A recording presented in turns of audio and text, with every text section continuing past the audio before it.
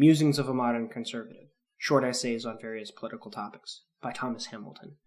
Section 3. Musings on Various Modern Political Topics. Essay 17. Running Amok. Musings on Entitlement Programs. What is Social Security? What is Medicare? What is Medicaid? What is welfare? Does anyone in or outside the government actually understand what these programs do, or have the bureaucracies of which surround them become in and of themselves an entity on their own? Do the American people understand where their money is going? Do they know why a particular amount of money will be returned to them? Is there any money actually being returned to them? If money is being returned to them, is it all their own money? If it is not all their own money, then whose money is it then? As all of the aforementioned programs are not voluntary, the money taken to fund these programs is therefore a tax, and money will not be used. Instead, I will once again use the phrase labor and time to describe the nature of the tax. So again, I ask the question, not to seek out a direct answer, but to cause the reader to think, how much labor and time are we willing to give up in order to get labor and time back at a later date? To further comprehend these programs, a little understanding of the nature of insurance needs to be gone through. I will not go over the details of a particular insurance, but talk in broad, general terms. I do think that all insurance follows a certain type of logic regardless of the particulars at hand. Why discuss insurance at all, though? Aren't all of these types of government programs, quote, trust funds? While there may be some technical merit to these namings, I find that it is slightly misleading, as a trust fund is usually something inherited, while insurance is paid into. This is why I like to think of entitlement programs as forms of governmental insurance. For example, take the words trust and fund, and then look them up. Wouldn't one find that you have to have an honest or forthright grouping of money? Doesn't that sound more like inheritance? In the case of insurance, I would suggest looking up the root word, to insure. In this case, one would be safeguarding against something or someone, right? Isn't that closer to what the programs such as Social Security, Medicare, Medicaid, and welfare do? They safeguard against something. How so, though? Isn't Social Security simply a safeguard against old age? When one is past their supposed prime working age, they are supposed to be unable to work, right? If one is unable to work, then they are unable to use their labor. If one is unable to use their labor, they cannot gain any wealth. If they have no wealth, how would they then survive?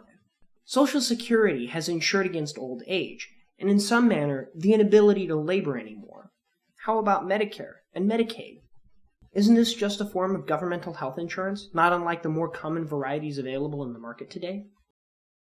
The only difference would be that it is exclusive rather than inclusive. What about welfare? I think this is the grandest ruse of them all. Insurance against poverty. How does it insure against poverty, though? The program is supposed to prevent one from the ravages of poverty by removing time and labor of individuals in order to give to other individuals who cannot use their labor to gain wealth. Does this really happen, though? Does this program actually insure Americans against poverty? Or has it become something else? I do think that so-called entitlement programs are simply mislabeled insurance programs. If you don't think so, that's okay. I would still suggest that you muse with me until this essay is finished. I am not musing to decide for you. I am musing so that you can decide for yourself. So how does insurance work, though? There are a large number of very complicated algorithms that allow insurance to work the way they do, but they all essentially work like this. 3 basic sets of data are inputted into a system. It could be a computer, but it doesn't have to be, that produce an outcome based on the probability of an event occurring or not occurring.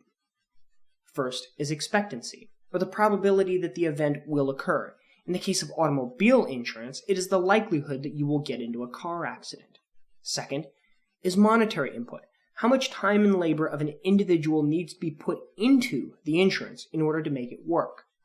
Thirdly, the actuary's projection. This is a third party that uses your time and labor, and is now in the hands of the insurer, to make investments, and they give a portion of how much additional time and labor will return to the insurer over a given time frame, often based on the first and second inputs.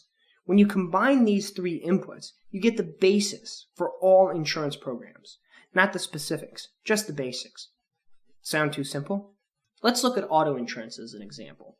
First, we'll look at expectancy. How likely are you to get into an auto accident? Second, if you are less likely than others to get into an auto accident, then wouldn't you need to use less labor and time than others? Third, if the auto insurance company and the actuarial know that for 10 years you will most likely not get into an accident, then they can use your money to invest in other things. After they return this investment and you haven't gotten into an accident, the insurance company has used your time and labor to increase their time and labor. Sounds like you're being cheated? The insurance company is taking a risk in the form of a very complicated gamble. They are doing their best to make sure you pay them, but never actually create the event. What happens if you do create the event, though? What happens when you get into the accident? The insurance company is counting on two things. First, that you are not the only person that they insure, and only a few will get into accidents at the same time, leaving enough time and labor to cover all the time and labor needed to repair the cars. The second is that you have used enough of your time and labor to pay for the majority of your own event, including the return on their investments from the actuarial. Seems simple enough, right? Is it simply just a grouping of probabilities and numbers all mashed together? Even if this is true, do we want our government looking at us that way? More importantly, if this is not simple, and it is not easy to do, how can we regulate it if it is the government and not some other entity? I also pose this question: how can the government succeed? If the government does not go to a zero balance and it carries over some significant amount of time and labor, would we think this appropriate? Conversely, what would happen if the government were unable, with the time and labor that it got, to give enough time and labor to fulfill all of its promises? Next, the government would have to decide who to insure, and then who would have to give up their time and labor for this insurance. The government could decide that everyone got this insurance, right? Would this be insurance then? Isn't the point of insurance that sometimes the event does not occur? In fact, isn't the goal of insurance to incentivize against the event?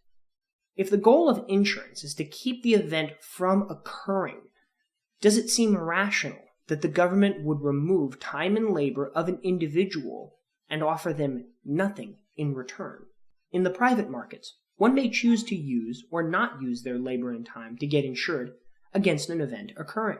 With the government, can we say no? I will now examine Social Security and some solutions to its solvency.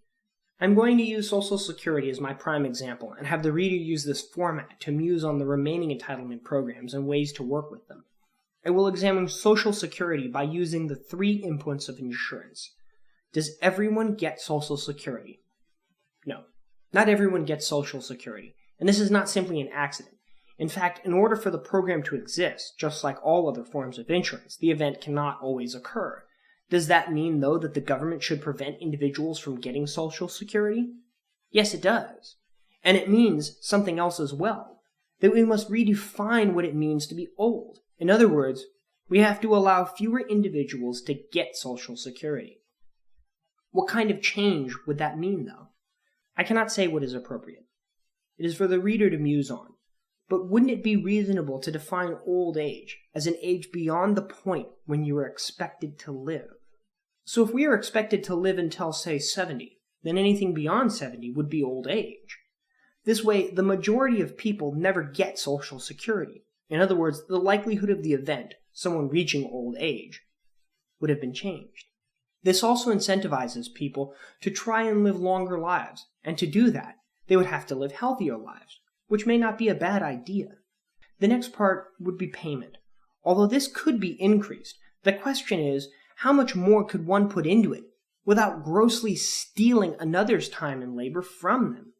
Is it even appropriate to steal another's time and labor, even if through the government? Even if one does increase the payment, when can we no longer increase it? When have we promised too much? And if we promise too much with no reservation, then can we even sustain ourselves? On the converse, it would be equally unreasonable to lower their payments without changing the age. Could we pay less out over a longer period of time? I think that is equally unreasonable, as it would diminish the strength of the program in general, which is to insure against old age. How would it diminish the strength, though? Again, isn't the point of this program to prevent against a situation in which an individual is no longer able to create wealth by their own labor? If that situation comes about, then isn't it reasonable for that individual to be reasonably cared for? If that person cannot be cared for, then what should be done with them? The individual has already used up all of their own labor and time and can no longer gainfully labor for themselves. It may seem strange and harsh to say, but the only way to save Social Security is to allow fewer individuals to get it. There is only so much labor and time available before individuals start stealing it from other individuals. I have saved the best section of insurance for last, the actuarial. In the case of Social Security, it is very odd to me that this is rarely, if ever, talked about when talking about Social Security debt. In the case of the government, if they make a certain claim on investments, then that is what is reported. But what happens if the government overestimates? Wouldn't the government have to readjust their outlook? So what is the claim that the government is making on its investment of the Social Security time and labor? This seems to me to be the biggest moving target of them all. If the government is calculating too small of a return, then they are taking more than the amount of time and labor needed to make their payments. If they are estimating too much, then they are either not taking enough time and labor, or they are providing more time and labor than they have the ability to give out. In either case, what would be the solution to this problem? It may be possible to be more open with the rate of Social Security return. Wouldn't this then make everyone informed, able to make better decisions? Couldn't this also cause some kind of havoc? Let's say that one has some time and labor invested in a private management account of some kind. Wouldn't you expect it to do better than the government program? If it does do better, then what is the point of the government program? Why would anyone give up their time and labor to an entity that is returning them less time and labor? The same would be converse. If the government plan is doing much better than the private plan, would anyone use a private entity? And by that matter, would it be reasonable for the government to control all that time and labor? Doesn't it seem odd that so many individuals would not let their government control their right to make a lewd painting or prevent them from having an abortion? But they are more than happy to give up the equivalent of years of their life's labor for the supposed promise of security.